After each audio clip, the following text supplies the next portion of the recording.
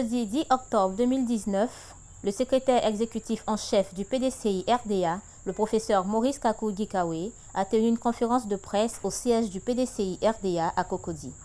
Conférence portant sur l'arrestation et la condamnation du vice-président du PDCI RDA, président du conseil régional du Bouéké, Jacques Mangwa. À cela s'ajoute la grande mobilisation du 19 octobre à Yamoussoukro. S'agissant de la CEI et de l'évolution des discussions, le secrétaire exécutif en chef du PDCI RDA a invité toute la communauté nationale et internationale au meeting du 19 octobre 2019 à Yamoussoukro pour recevoir et connaître l'état réel d'avancement du débat sur la CEI. Car pour lui, il le dit si bien, il s'agit d'une course de fond. Mesdames et messieurs les journalistes, mesdames et messieurs les membres des instances du parti, mesdames et messieurs les présidents des commissions et membres du comité de la coordination du comité d'organisation, militants et militants, mesdames et messieurs. C'est un plaisir renouvelé pour nous de vous retrouver cet après-midi afin d'échanger sur la marche de notre parti, le PDCI RDA, et la situation sociopolitique de notre pays, la Côte d'Ivoire. L'actualité au sein de notre parti a été dominée ces derniers mois par 4 faits majeurs, à savoir 1. La réunion du bureau politique du 27 juin 2019, 2. Le séjour à l'étranger du président du parti, son Excellence Henri Konan Bédié, 3. Les réunions de la direction du parti avec les responsables locaux dans les 6 zones politiques du parti du 20 juillet au 31 août 2019. Et enfin, le triste complot ourdi contre M. Jacques Mangwa, vice-président du PDCI RDA et président du conseil régional du Bouéké. Avant de poursuivre mon propos, je voudrais m'incliner devant la mémoire du jeune Romaric Kwasi Nguessan, sauvagement abattu à Diebonois par les forces de l'ordre au cours d'une manifestation pacifique des militants qui se sont levés pour dire non à l'injustice et à la forfaiture. Nous voudrions saisir cette opportunité pour exprimer toute notre compassion à sa famille et à ses proches. Qu'il nous soit permis aussi de souhaiter un propre rétablissement à tous les blessés. Je voudrais en ce lieu dénoncer une fois de plus et condamner avec force ce complot politique contre le vice-président du PDCI RDA, Jacques Mangwa, président du conseil régional du Bouéké, à qui nous réaffirmons notre soutien sans faille et massif. Mesdames et messieurs les journalistes, au cours des 4 derniers mois, le président du parti, son Excellence Henri Konan Bédié, a, dans des interviews avec de nombreux médias internationaux, donné la vision de notre parti marquée par la réconciliation nationale.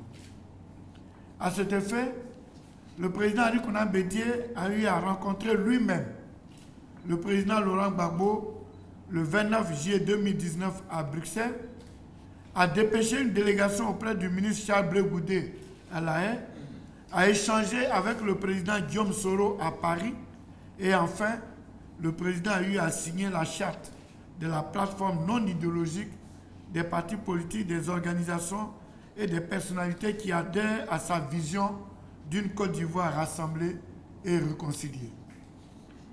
Peu avant son déplacement à l'extérieur du pays, le président du parti avait, au cours de la réunion du bureau politique du 27 juin 2019, instruit le secrétaire exécutif du PDCI RDA à l'effet d'entreprendre sans délai des rencontres dans les zones politiques du parti. Les rencontres d'harmonisation des activités des responsables locaux du parti que nous avons animées dans les 6 zones politiques du 20 juillet au 31 août 2019 nous ont permis de constater la vitalité du parti et surtout la farouche détermination des responsables politiques locaux et des militants de base à faire rayonner plus que jamais le PDCI RDA. Cependant, une campagne insidieuse menée par les dirigeants du nouveau parti unifié RHDP tend à faire croire partout que le PDCI-RDA a été vidé de sa substance et que 70% de ses militants ont opté pour le parti unifié RHDP. Connaissant la réalité du terrain, nous aurions pu rester indifférents à cette propagande qui n'altère en rien la détermination de nos militants et nous concentrer sur notre objectif de 2020, c'est-à-dire la reconquête du pouvoir d'État. Mais nous sommes conscients que cette propagande orchestrée actuellement par le RHDP, parti unifié, a pour dessein de préparer les esprits et surtout la communauté internationale à accepter la fraude électorale en 2020 en se targuant dès à présent d'être majoritaire en Côte d'Ivoire. Aussi avons-nous décidé de réagir. C'est le sens de l'appel à ce grand rassemblement de nos militants à Yamoussoukro, comme l'apothéose des grandes mobilisations que nous avons déclenchées depuis le 20 juillet 2019.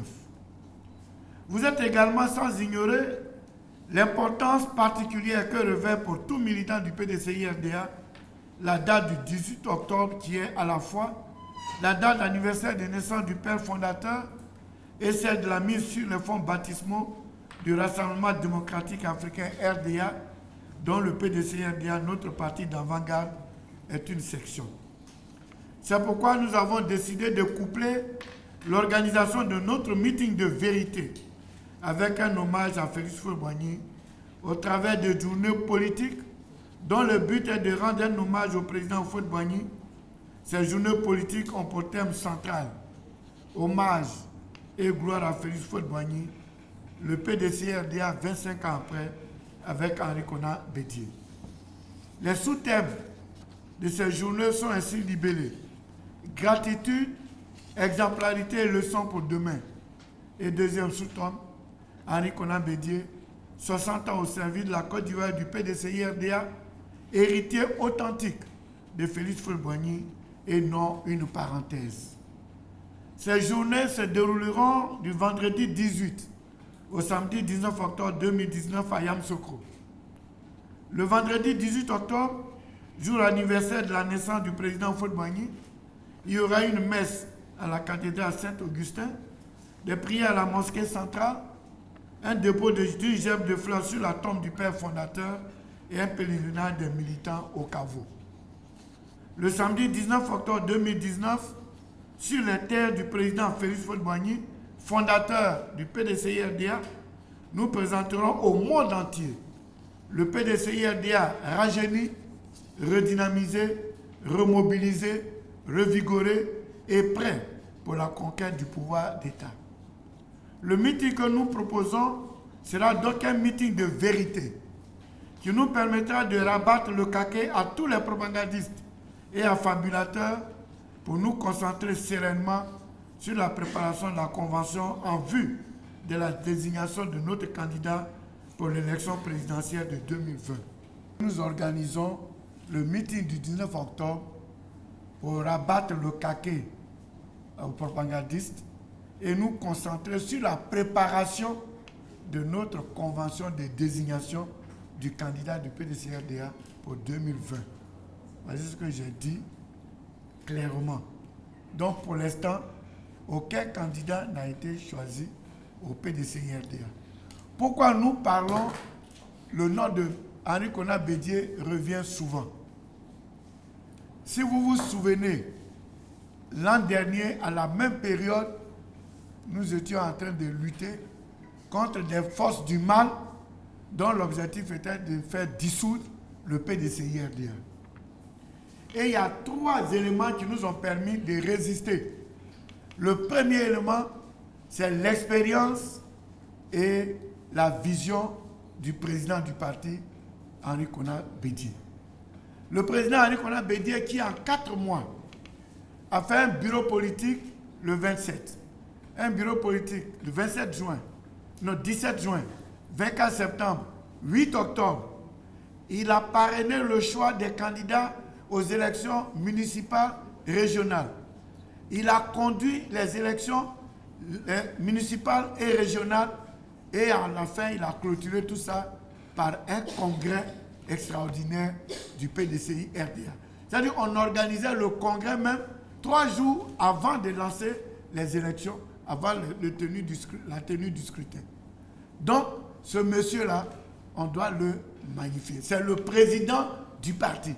Ça veut dire que le choix fait par le père fondateur, ça veut dire que son élection à la tête du PDCI après le départ dans l'au-delà du président Félix Houphouët-Boigny était justifiée.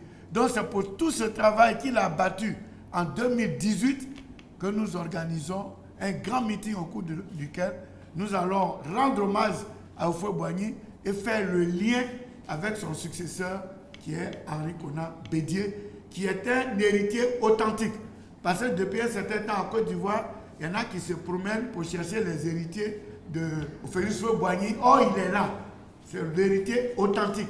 Et moi qui vous le dis, j'ai été le dernier médecin du président Houphouët-Boigny, donc je sais ce que je dis et je pèse mes mots. C'est pour ça que je dis que c'est l'héritier authentique de Félix Houphouët-Boigny et non une parenthèse.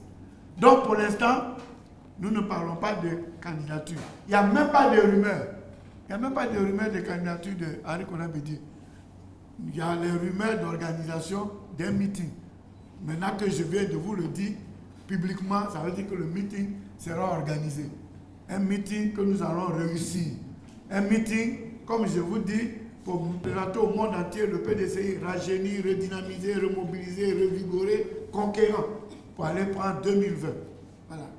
Donc, le moment venu, quand on parlera de candidature, vous serez aux premières loges. Mais pour l'instant, oubliez les candidatures. Le président Bédié n'a jamais parlé de candidature. Et nous ne partons pas parler de candidature, nous partons parler de notre parti. Nous sommes un parti politique. Nous sommes constitués, donc nous sommes souverains et indépendants de décider les modes de lutte que nous allons appliquer. Mais ce qui est sûr, nous sommes un parti politique et nous sommes dans la lutte. Il y a plusieurs façons de gagner un combat. Il n'y a pas une seule façon. Donc nous allons explorer toutes les voies. Mais ce qui est sûr, pour répondre à Kokora, Jacques Mangwa, les avocats en ont parlé hier, et il va bien. Il a été transféré de Boaké à Abidjan, c'est juste. Il va très bien et nous sommes en contact avec lui. En ce qui concerne la CEI, le président, il a dit que nous on bavarde et puis lui il avance. Mais il a parlé, non? C'est bavardage aussi. Quand tu es maire, tu bavardes. Donc, c'est une course de fond. C'est à la fin qu'on va savoir ce qui s'est passé. C'est trop tôt encore pour crier victoire. Allez-y, venez, comme vous serez là, venez au meeting du 19 et vous allez entendre l'évolution de la série. Il y a ce qu'on ne vous dit pas et puis il y a ce qu'on vous dit. Donc venez écouter le 19, vous allez savoir où nous en sommes actuellement sur le combat de la série. Donc déjà, je vous invite. Tous ceux qui veulent savoir où en est le combat sur la série, venez à Yamoussoukro. Parce qu'on a gardé ça jalousement, on ne parle pas de ça maintenant. La mobilisation est au top. Nous avons fait le point même de tous les cas qui existent en Côte d'Ivoire. Même si on veut prendre tous les cas pour nos militants, nous sommes en déficit de cas actuellement. Donc la mobilisation est au top. Tout le monde va y aller.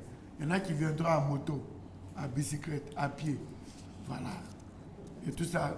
C'est un pèlerinage. On veut aller montrer que le PDCI existe. Voilà. Parce que les gens même qui avaient dit qu'ils avaient pris 70%, ils disent seulement c'est la crème, la mousse qui est partie. Bon. Donc eux-mêmes commencent à se rendre compte qu'ils ont parlé trop tôt. Mais on va donner le coup de massue pour ne plus qu'on parle de ça. Nous sommes témoins en Côte d'Ivoire. Vous êtes témoins. Vous ne venez pas d'arriver en Côte d'Ivoire. Que ce soit à Oussou, que ce soit à Djoumani. C'est eux qui se prennent partout pour vanter Bédié, pour dire que Bédié est l'héritier. Qu'est-ce qui s'est passé brusquement? Et puis ils ont trouvé un autre héritier quelque part.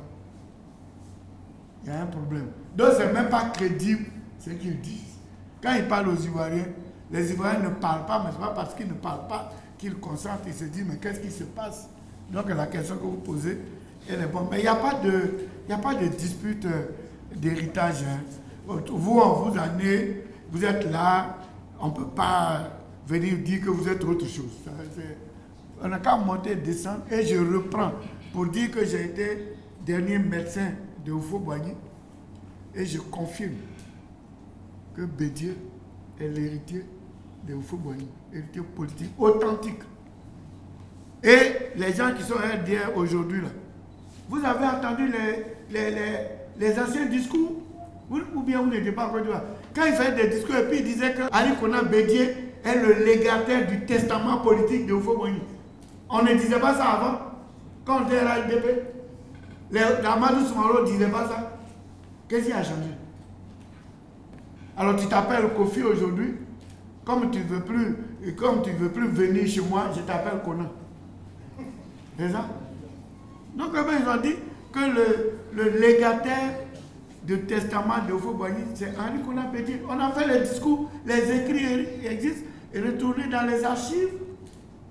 Après les Daoukro, les propos dithyrambiques, on a fait campagne ici, vous étiez témoin. Qu'est-ce qui s'est passé aujourd'hui? Et puis il veut se régner. Ce qu'on a dit hier, même si la personne, vous n'êtes plus d'accord, c'est que la personne est là, il faut reconnaître. Même si tu n'aimes pas le lièvre là, il court plus vite que toi. Même moi, tu m'aimes, moi je n'aime pas Dikawié, mais tu ne veux pas dire je ne suis pas professeur de cardiologie. Si tu t'as dit maintenant que, comme je n'aime pas Dikawié n'est plus professeur de cardiologie, bon, on va voir ton cas. Je disais l'autre jour, parce que vous en êtes là, les gens les mêmes disent, ouais, mais dans le parti là, Bédi est resté, Dikawié est resté, Agege Madi est resté, et puis Bédi aussi n'a pas ça là, on a pris tout le monde. Après, tu fais l'analyse politique de la France. Qui est Bédi, président du parti? Il est là. Qui est Dikawié, le chef du secrétariat exécutif? Il est là. Qui est Gege Madi, l'ancien secrétaire général? Il est là. Qui est Bendio, le patron de l'organisation? Il est là. Et puis tu dis que tu as pris quelqu'un. Et puis quand on va plus loin, ce que tu as pris là, après président, et nous, on vient au vice-président. Les vice-présidents que tu dis que tu as pris là, quand on fait une analyse scientifique, parce que nous, on est scientifique, et quand nous on lit les papiers, on traduit comme si c'était une publication. J'ai séparé les vice-présidents. Dans les vice-présidents, quels sont les vice-présidents partis, quels sont les vice-présidents restants. Et puis j'ai fait mon commentaire des textes. Curieusement, la caractéristique principale des vice-présidents partis, ce sont ceux qui travaillent avec Ouattara, que Ouattara paye à la fin du mois. Et tous les vice-présidents qui sont restés, ils n'ont aucune relation de travail avec Ouattara. Ça aussi, c'est l'analyse. Voilà. Ça veut dire que ceux qui sont indépendants, ils sont au PDCI. Ceux qui ont perdu leur indépendance, là, c'est eux qui sont partis du PDCI. Voilà, c'est tout. Donc le PDCI est là. En 1950, il y a eu le désemparentement. Il y a une situation difficile. Il y a des cadres qui n'ont pas accepté ce que Oufo-Boigny avait dit de faire le désemparentement. Ils sont partis. Oufo-Boigny est resté. La masse est restée avec lui. 10 ans plus tard, on a pris l'indépendance. Les gens, ils sont partis. Les noms sont partis. Mais le parti est resté. Donc, dans 10 mois, le PDCI va reprendre le pouvoir. Ça, il n'y a même pas de doute là-dessus. Voilà. Parce que tous les astres sont en train de s'aligner pour que le PDCI vienne au pouvoir. Nous, on ne doute même pas. Quand vous voyez qu'on fait des complots, nous tous qui sommes là, peut-être ils vont déposer des choses partout. Vous voyez, je pensais même que vous alliez me poser une question pointue. Le président Bédi, la dernière fois, a dénoncé et a demandé qu'il fallait qu'on désarme tous ceux qui n'ont pas droit aux armes. On a parlé de cela. Il y a eu une situation grave à Béoumi. Et puis un problème d'armes arrive à Béoumi, mais c'est l'occasion pour la justice d'ouvrir une information judiciaire et de faire une enquête approfondie pour savoir d'où viennent tous ces armes et puis faire le démantèlement. Mais on ne transforme pas ça en flagrant délit. Vous êtes journaliste, quelle est la différence entre une instruction et un flagrant délit? Flagrant délit, on t'a pris sur le coup ou bien la clameur. C'est pas ce qui s'est passé. Bon, mais pourquoi ils ont mis flagrant délit? Tout simplement pour ne pas faire d'enquête. Parce que flagrant délit, on ne confie pas le dossier à un juge d'instruction. Le procureur fait tout et puis te fait condamner. Parce que si on confie à un juge d'instruction qui va aller faire les enquêtes, peut-être ce qui va arriver là n'est pas bon.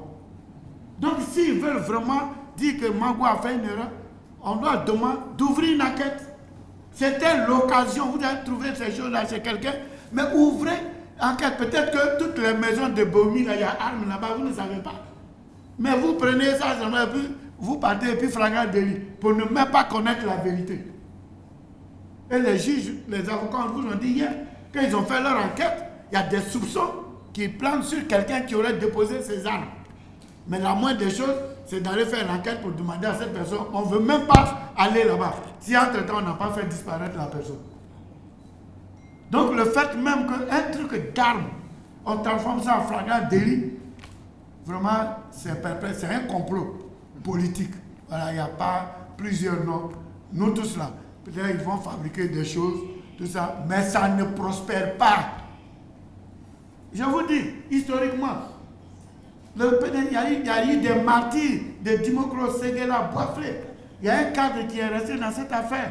On pensait l'éliminer, on l'éliminait pour casser le PDC. Biaka Bodé est mort à Boisflé. On enlève les gens du travail. Mais les Antoine Konakanga, les Kofi Gado, il y a plusieurs militants, on les a bougés de leur travail, on les a renvoyés. Mais ça a empêché le PDCI de prendre l'indépendance, le pouvoir. Non. Donc, l'histoire là, c'est une répétition.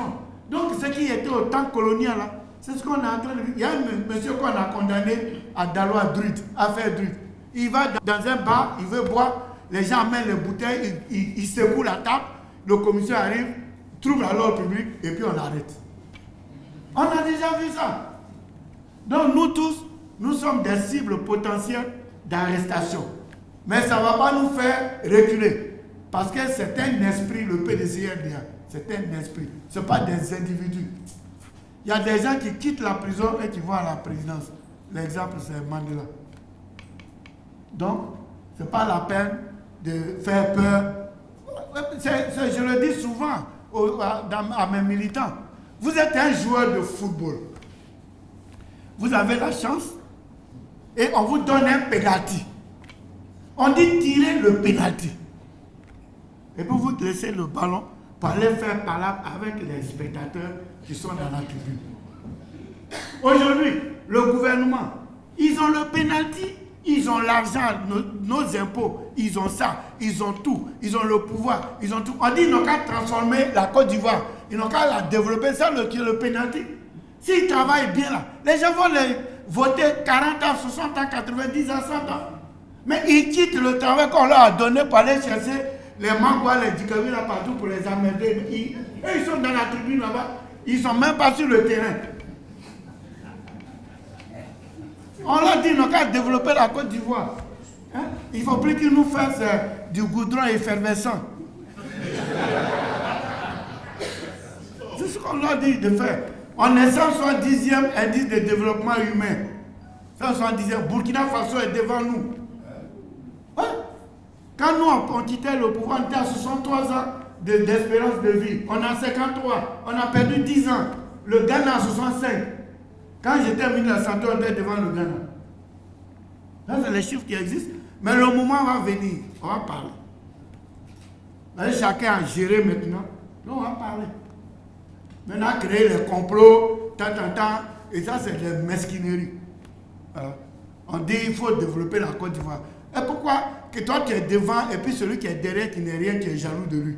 Ça, c'est une maladie. Ils ont l'argent de l'État. Tout le budget, 8 000 milliards, ils ont tout. Aujourd'hui, là, ils ont pris tous les tabourets. Ils sont assis. C'est homogène. Donc, les Ivoiriens les regardent. Quand on est à manger, s'ils font ça là. Mais nous, on va mourir dans l'opposition. On va mourir dans l'opposition parce qu'ils travaillent bien. Mais j'ai l'impression que le gouvernement s'est transformé en comité de campagne. Non, on n'a plus de gouvernement, c'est un comité de campagne. Le président a dit, je vous demande d'aller chez vous au village pour le rapport. Ça, c'est délégué PDCI. Donc, les ministres. Et c'est quand ils vont venir vers nous, maintenant, on va les considérer comme ministres. Alors, comme si tu n'es pas avec eux, tu ne peux pas travailler avec eux.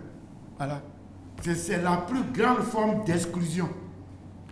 Avant, on disait exclusion, là, c'était abstrait. Ça, là, c'est exclusion. tu t'appelles Dikawié, tu es PDCI, tu ne dois pas travailler. Actuellement, ils sont en train de faire le recensement des fonctionnaires qui ne sont pas RATP pour les enlever. Alors que la Constitution dit que pour travailler, on ne doit pas regarder la philosophie, l'ethnie et les sensibilités politiques. Parce que le salaire qu'on donne à un fonctionnaire, directeur, PCA, ministre, ça se discute encore. Mais là encore, il faut Boigny a dit quoi? L'enseignement qu'il nous a donné. C'est à compétence égale, on cherche le militant. Or, aujourd'hui, c'est à militantisme égal, on cherche le compétent. Donc, tous ceux qui sont hyper compétents, qui ne sont pas militants, ils sont de côté. Mais là, l'émergent ne va jamais venir. L'émergent ne viendra jamais. Donc, on te paye. Ça, c'est constitutionnellement, tout le monde doit travailler. Les directeurs, c'est une question de sensibilité. Le président, il nomme aux emplois supérieurs, il peut nommer qui il veut. Ça, là, si le président ne t'a pas nommé, que tu pleures, c'est que tu n'as rien compris à la politique. Voilà. Toi, tu arrives, dis, toi, ta tête ne me plaît pas. Et puis, il t'enlève. Tu ne peux pas aller loin. C'est fini. Il a mis, parce qu'il faut qu'il ait confiance, parce qu'il a besoin de résultats. Mais le fonctionnaire qui a la fonction publique, qui ramasse le feuille, là, lui, il a quoi? Tu dois l'enlever aussi. Donc, on a fait une fonction publique monocolore. C'est l'exclusion des Ivoiriens. C'est maintenant qu'on... Avant, on disait exclusion. C'est maintenant on est en train de voir exclusion. Parce que tous ceux qui ne sont pas RADP sont exclus du travail. On dit emploi jeune, ils vont dans les quartiers, tout ça. Mais en bas, c'est quoi? C'est les cartes de membres, on regarde pour donner. On dit facile des femmes. Si tu n'as pas, si tu as autre chose que ce qu'ils veulent que tu sois, on ne te donne pas le crédit aussi. On est en pleine exclusion. Le président Bédié est parti saluer Gbagbo. Voilà. Nous ne sommes pas, on n'est pas procureur, on n'est pas président du Conseil constitutionnel, on n'est pas des juges pour voir qui est légal, qui est légitime. Ça, c'est un groupe français. Nous, on sait que le président Bédié est parti saluer Gbagbo.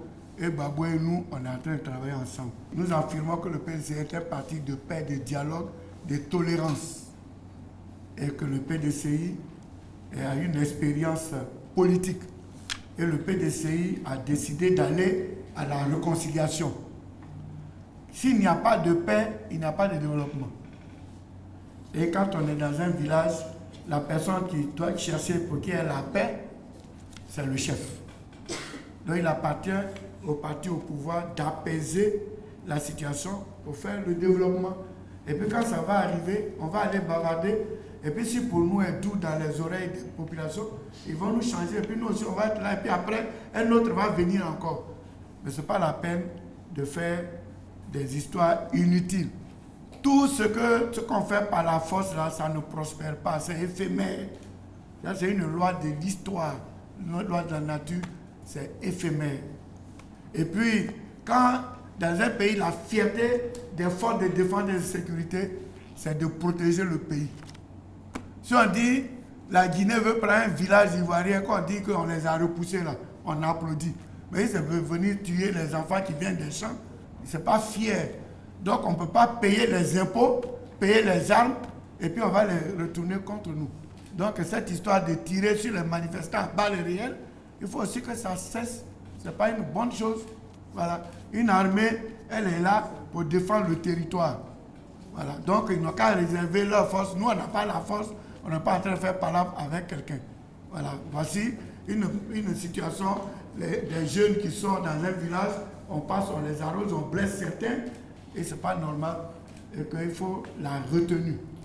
Et puis, toujours dire que si on compte faire la paix en s'armant, mais ce n'est pas évident. Hein. Ce n'est pas évident. Donc on ne doit pas prendre l'armée qui est censée protéger tous les Ivoiriens contre nous. Ça veut dire qu'on divise les Ivoiriens. Il y a des Ivoiriens protégés, il y a des Ivoiriens non protégés. Ici, il y a des gens qui peuvent dire ce qu'ils veulent. Tout ça, on ne leur dit rien. Voilà, on a pris quelqu'un parti aussi au vu filmer, aller verser du sang devant la résidence du président, on a porté plainte, le procureur a oublié la plainte. Oh, ça la main, c'est ça, c'est hyper flagrant délit. Ça la main, on ne prend pas un avocat pour ça. Ça, c'est hyper flagrant. Donc, les vrais flagrants délits, on laisse et puis on s'en va chercher un flagrant délit. Donc, on veut dire à nos militants de s'apprêter, de venir massivement par les moyens. D'habitude, quand ils vont au pèlerinage à la basilique, ils savent comment ils font. Donc, c'est exactement la même chose.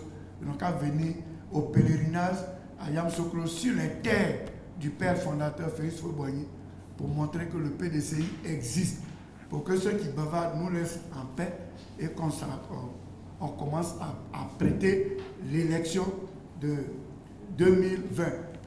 Je m'attendais à ce que vous dites, bon, comme M. Yves n'est pas dedans là, est-ce que vous avez parti élection là? On va aller. Et puis on va gagner. Je vous remercie.